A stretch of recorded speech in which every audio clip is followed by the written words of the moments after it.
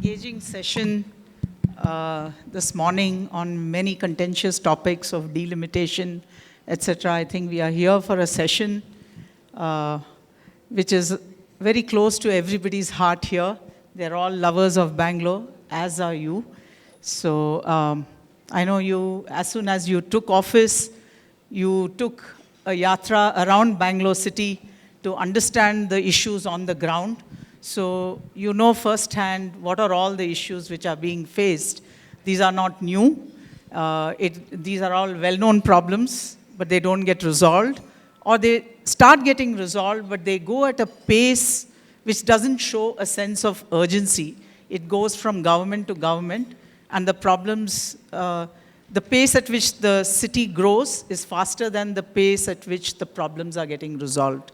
So with that opening remark, sir, I will have a few questions for you. Thank you very much for giving us this opportunity. We as citizens of Bangalore, we are very, very happy that we have this opportunity to talk to you. You have been the architect of brand Bengaluru as a concept.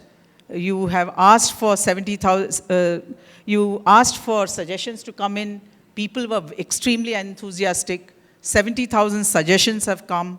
You have spoken about agile, clean, green, vibrant, tech-focused, education, healthy, satisfied Bangalore. So can we hear from you what is your vision for Bengaluru? And let's also add vision for Startup Bengaluru, because startup is part and parcel of our DNA. Good afternoon to all of you. I think I'm a little bit late. Still I have some engagements in my constituency and I have to rush early. Anyway,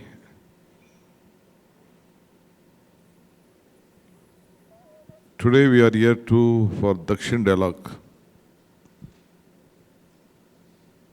You all know, I also know the importance of Bangalore.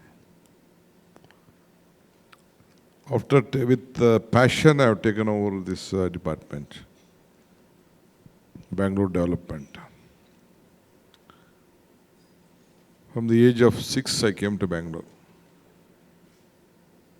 Though I represented rural area, I have been living here, studied here, done politics here. I know how Bangalore has been growing.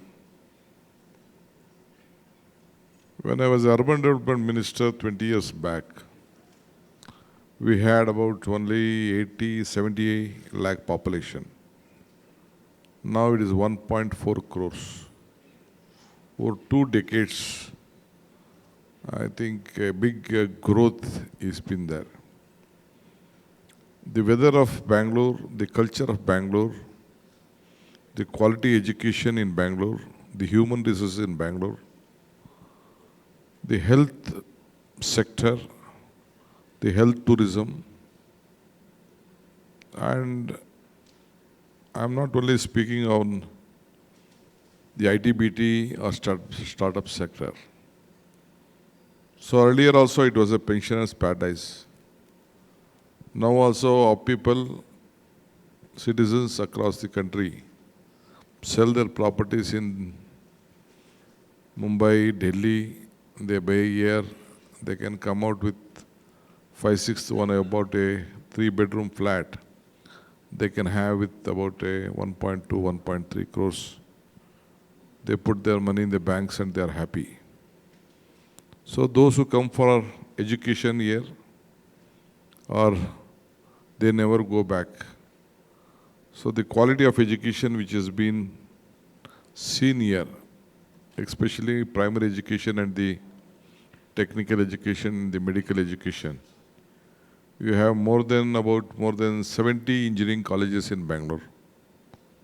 The state has about 250, but still it has a very big strength. All these issues are from the day one after independence. The ITI, HMT, HAL, ISRO, all these government PSUs also started coming here. Basically, it is a knowledge city. So I think this has attracted a lot of very big crowd. We have to change the entire, it is not a, Bangalore is not a planned city as Delhi, New Delhi or Chhattisgarh or whatever the other cities are there. It is an unplanned city, except few parts of Bangalore. It is just now I was in Outer Ring Road in Goldman Sachs office addressing the problems of Outer Ring Road with all my team, the police commissioner, Bangalore commissioner, BDA commissioner, metro and all. My vision is that people are finding very difficult, citizens are finding very difficult. 2 hours, 3 hours, they have to be on road while coming 1.5 hours, going out of the house and to the offices, from office to the house, about almost 3 hours they are spending their time on this mobility issue. Traffic has become a very big problem. Even in Delhi and Bombay and other parts of the city, we have the same type of problem. But still it has not been focused because Bangalore is still recognized as a cosmopolitan and international city. So I am working towards that. The solid waste management is a very biggest problem which we are facing, and we have failed last so many years. Though we have given permissions to various companies, more than 12, 13 companies to change the solid waste management to power, I think all of them have failed. So I'm looking at the solution for that. Then the second issue is water. We have to give water. We have to bring water from more than 300, 200, 250 kilometers. That is why before taking over this office, I had to walk on the streets of Bangalore, from Mekeda to Bangalore, for walk for water. So this is also one of the major issue. Then important is solid waste management, traffic, water. These are the three major issues which we have to take. Rest, so that is why I have decided that I looked at, there are a lot of constraints.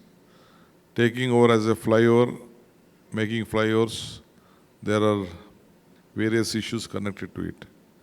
The next only option is the tunnel.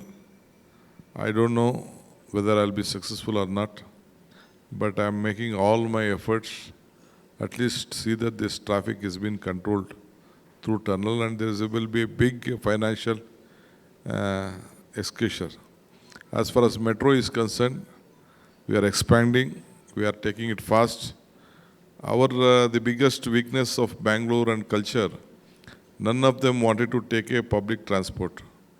They feel that they should own a car, they should take their family in cars, they should go to offices in cars, and that is jamming Bangalore, either in a two-wheeler or a four-wheeler. So this is the biggest challenge what we are facing. So I think a lot of young crowd has come. I'll come up with the startups about their problems, we'll discuss later. So as far as Bangalore is concerned, I've just given few points. One is drinking water, one is solid waste management, 3 is traffic, and some various laws. As a law-binding citizens, I think we have been encouraging them. I think a young crowd, we have to attract them in various sectors. I think if they have any issues connected to that, I welcome them. They can ask me any questions they want. I'm ready to reply to them. Thank you very much, sir. The next question I have is, we know that the elections for the BBMP Council has been stalled for the last 3 years. 2020 was the last election. Now we have the new ward boundaries which have been drawn up, 225 wards. Now the BJP has opposed that, saying it is unscientific. And earlier they had come up with 245 wards. So is this going to be a ping-pong match between the two, that it will continue like this? And actually, ward committees have stopped functioning. Bangalore had actually set a stage with a lot of active citizen participation. Over the last 10 years, we had a very active ward committee operation. It took a long time, but it started functioning. But last 3 years, they have become defunct or operating very suboptimally because this is not, there is no council member, etc., and there is no cooperator. So do you think that, will you be able to ensure that we have elections at least by end of this year or early first quarter of next year? The Congress party is committed to conduct elections. We believe in creating new leadership and given opportunity, decentralizing our power. That is our basic commitment. That is why Rajiv Gandhi brought a 73rd and 74th amendment. On that basis, we have been in the entire country. The local bodies have been strengthened. Here, Bangalore also, the Congress party went to the court to conduct an election. BJP was not ready. But as soon as I took over the office, there was an unscientific 240 and odd wards. Still, I wanted to divide Bangalore into 3-4 corporations because we can't manage. One Bangalore corporation can't manage, commissioner can't manage Bangalore. It is very huge to be managed. It should be decentralized. So, but there is since there was a court problem from the judiciary, we could not able to do that.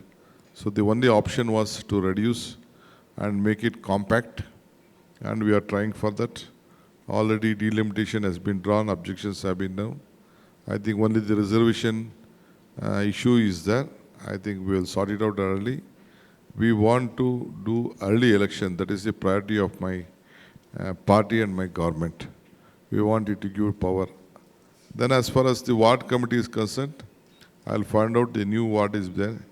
Without an elected body, whether we can form a ward committee, I think because we believe in, see just now, as you rightly said, I said that I'm coming out from the outer ring road, meeting a lot of citizens, meeting a lot of IT captains, asking their problem. They came to meet me. I said, let me see in my own eyes. And then I went there with the entire team and I had a meeting. So I will see that legally if it is possible to see that without an election we are going to conduct anyway. But earlier to that, if the law permits us, I think I am ready to have a ward committees so that I want their suggestions because they are the owners of Bangalore. I am not the owner of Bangalore. They are the citizens of the owner of Bangalore. I want them to be empowered. See, you should understand, when I started this brand Bangalore, I think I would have decided with about 50, 40 important people in Bangalore and discussed with them, with the legislators. But I have discussed with all sections of the society. I have asked for the suggestion.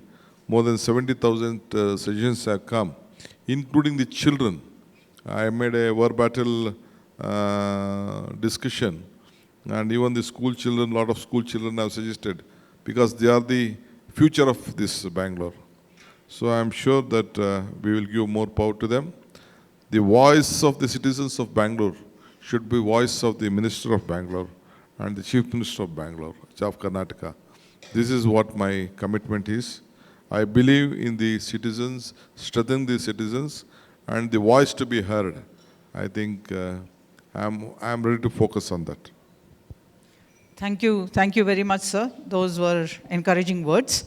I think we'll I'm move not on. encouraging, I'm giving them a voice. Yes, thank you. We I'm need giving that them a voice. We really hope we will see functioning ward committees, and we hope we will see the elections also very soon. Bangalore is eagerly waiting for this. We'll move on to the next question. We have a lot of ground to cover. The BMLTA bill. Sir, you are very well aware that mobility is the topmost priority for citizens of Bangalore today, because I think we are doing pretty well in a lot of other areas, but other than the ones that you have mentioned, rightfully so. So clearly you're aware what the key issues are and where the focus has to be. We know that interdepartmental coordination is always a very, very big problem, and it is with that intent that the BMLTA bill has been passed. how soon, we didn't see, we were very hopeful that there would be a budget allocation for BMLTA to be operationalized, but we couldn't see it this year. But how are you ensuring, this is very, very critical to solving mobility issues. We will have very soon 100 kilometers of metro by Q1 next year, but we may not have buses for people to alight. I know you are working on ORR, 5-minute bus delivery so that people from K.R.Puram can go to ORR, and that is precisely why you went there today. How can we ensure that BMLTA is given its lease of life so that mobility issues, citizens can be at the center of mobility, and not that we provide infrastructure and magically we hope citizens will start using it. It won't. It won't happen. Can you please explain this crowd what is BMLT? Because I don't know whether they know about it or not. What is that bill? Let they also understand. Okay. What is that bill? Okay. Due to shortage of time, I thought I would. So BMLTA bill is a bill which is now an act. It was passed in November 22. It will oversee the planning, implementation, financing, and regulation of transportation for the given region.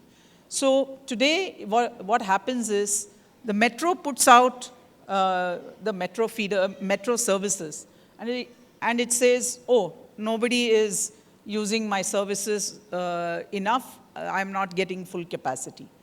Then BMTC on its own provides services to various parts of the city, and we have often heard from BMTC themselves that please don't add more buses because we cannot even manage existing buses. That myth was busted by this Nari Shakti. Very clearly, you were able to show that people are willing to travel by bus. You have to provide them the right frameworks. It could be pricing in some cases at certain sections of society. For certain other sections of society, it would be convenience, availability of information, frequency, etc., etc. So BMLTA tries to put the citizen at the center of transportation and not infrastructure at the center of transportation. Infrastructure is a tool to provide citizens the transportation mechanism. And See, there is a bill which we have come out with all your suggestions. All of you had given the suggestion just now, last few months back before the early elections we have come out. We are discussing there is some rules which has to be added. yes.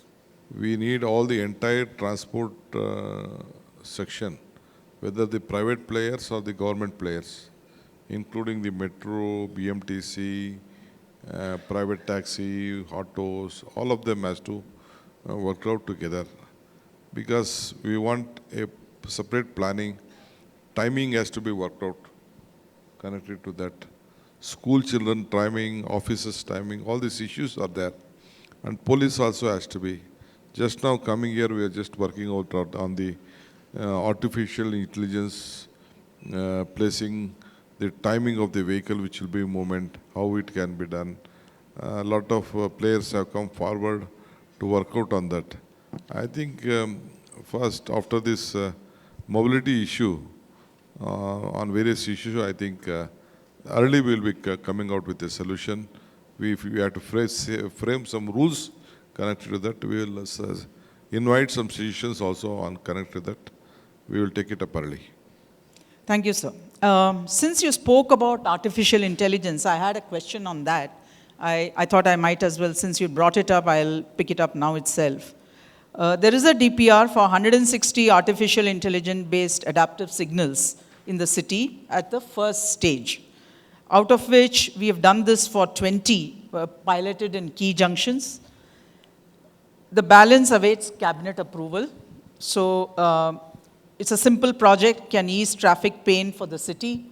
How soon do you think the cabinet approval can be had? Because the DPR is all ready. No, cabinet approval is not a hindrance on any issue. We can take a decision without any approval. Only the financial portion of certain amount has to be taken into the cabinet, that's all. But we wanted to, we have already staged a pilot project on Bangalore on this issue. And lot of, I said that very big players who want to take the entire Bangalore itself have come forward. We are just working out with them. They are coming out with the solution of win-win formula so that the entire money will be invested, finance will be invested by private players on a public-private partnership model. So that is what we are working out in the Abhaya, Urban Nirbhaya, whatever that central government also gave us some money on that. On signaling, I think we are investing a lot of cameras connected to that. Anyway, I think the early we will take a decision on that issue. Thank you, sir. The next question I have is on the Karnataka Administrative Reforms Commission 2, appointed Mr. Vijay Bhaskar, who was former Chief Secretary, and the report was submitted in January 2023. The commission, again for the benefit of the audience, had submitted a report for restructuring Bangalore civic agencies after extensive consultation with all stakeholders. So my question to you, sir, is it proposed, the KARC2 report proposed to amend BDA and BMRDA bills to merge the two of them and constitute one Metropolitan Regional Development Authority. This has been a long-standing demand.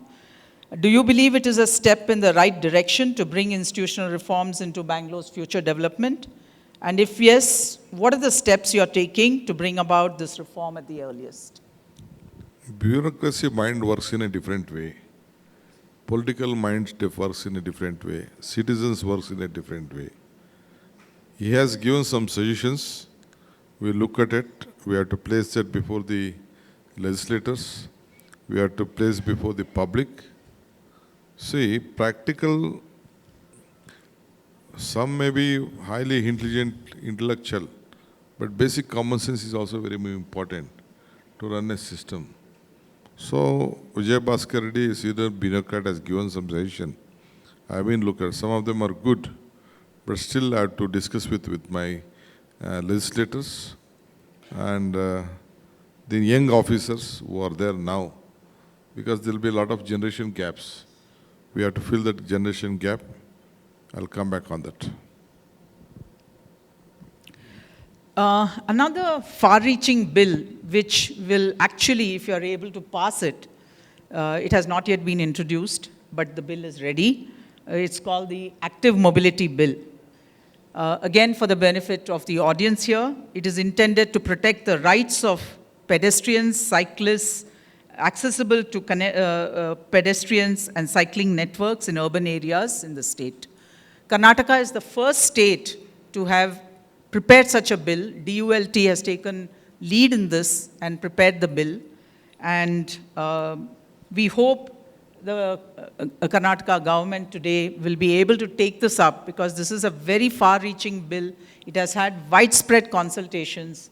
Citizens, it again puts citizens at the center of mobility, protects their right as citizens for mobility and transportation.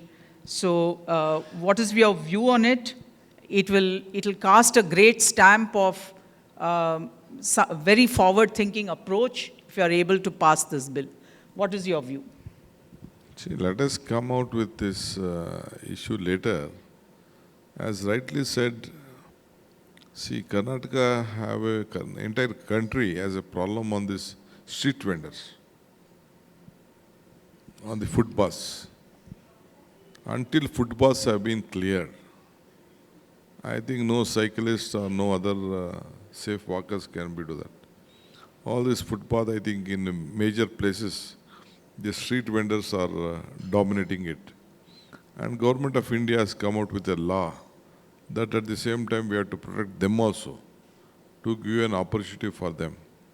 Immediately I took over as a minister, I just instructed that wherever objection, they are not able to, they are blocking the footpaths, it should be vacated. There was a big hue and cry. So ultimately I have come out come out with a conclusion that even the street vendors also has to be protected, and they should also allow common citizen to have their cycling or have a pedestrian walk freely. All this issue is very important in the society. Until the common man and until these street vendors respect the law, it is very difficult. But still, this what you are placing before me is very important. Let me hear their suggestions of citizens also connected to that. Definitely, government is committed to enact this law, see that it is been protected, but there should be a balance in it. Yes, sir. Just to inform you, also the Active Mobility Bill seeks to find place for street vendors. The design has to be taken into account, keep specific areas where it is also accessible to pedestrians so that people can shop wherever they want. But it's a question of design, and beyond that design, whatever is provided to ensure that other parts of the footpath don't get encroached.